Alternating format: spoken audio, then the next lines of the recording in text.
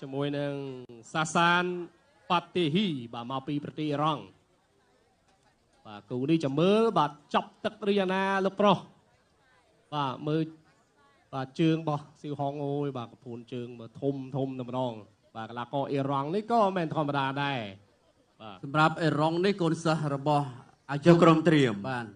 ត្រៀម របស់ ត្រៀម គាត់ជនជាតិម៉ារ៉ុក ត្រៀមប្រុងព្រៀបប្រកួត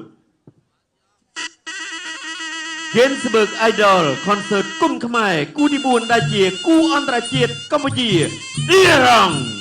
ទឹកទី1 Round 1បាទទឹកទី1បកគលក្រហមធុនស៊ីវហុងបាទច្រត់អីសីចូលកដាលមុខរបស់កីឡាករអ៊ីរ៉ង់ណាអើយបាទធុនស៊ីវហុងបាទខ្ញុំទើបតែនិយាយមុននេះហើយថាជើងរបស់គាត់ទៅនងមែនតើបាទទាំងឆ្វេងទាំងស្ដាំបាទចាប់ចតុលធុនស៊ីហុងមួយអត់បញ្ហាចតុលរបស់ស៊ីហុងមកណាបាទអូយ៉ាកីឡាករអ៊ីរ៉ង់ទាត់ល្វែងលើមួយអត់បញ្ហាសម្រាប់ស៊ីហុងបាទទាត់ឆ្វេងមួយបាទស៊ីហុងបោតសក់របស់គាត់ស្អាតមែនទែនបាទទាត់ឆ្វេងមួយទៀតច្រត់អីសីមួយចាក់ជើងបានអីយ៉ាបាទអស់ចំហបន្តិចអត់បញ្ហាណែ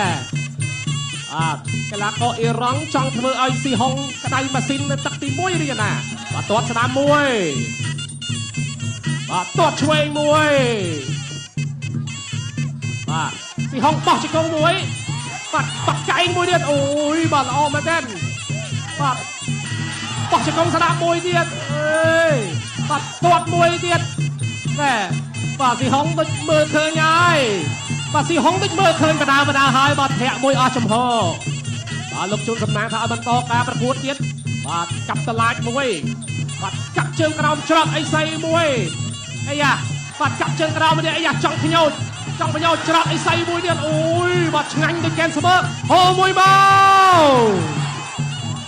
បាទចាប់ជើងក្រោមមួយបាទទាត់ជើងក្រោមស៊ីហុងវិញតូលដៃគ្នាណែតូកែងហើយ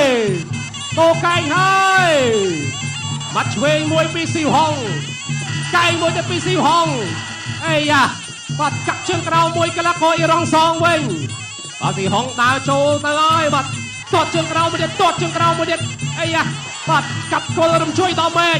បាទសង្ស័យថាបាក់មេឃឆាប់នេះហើយបាទកាប់គល់ធ្ងន់បែបនេះអូយបាទមាត់ពោះទឹកមួយណែស៊ីហុងដូចមើលឃើញណាស៊ីហុងដូចមើលឃើញចំណុចខ្សោយរបស់គូប្រកួតណាបាទចាប់ជើងបានមាត់ពោះទឹកមួយទៀតអូយបាទតើសាកីឡាករអ៊ីរ៉ង់ស៊ូមែនទេ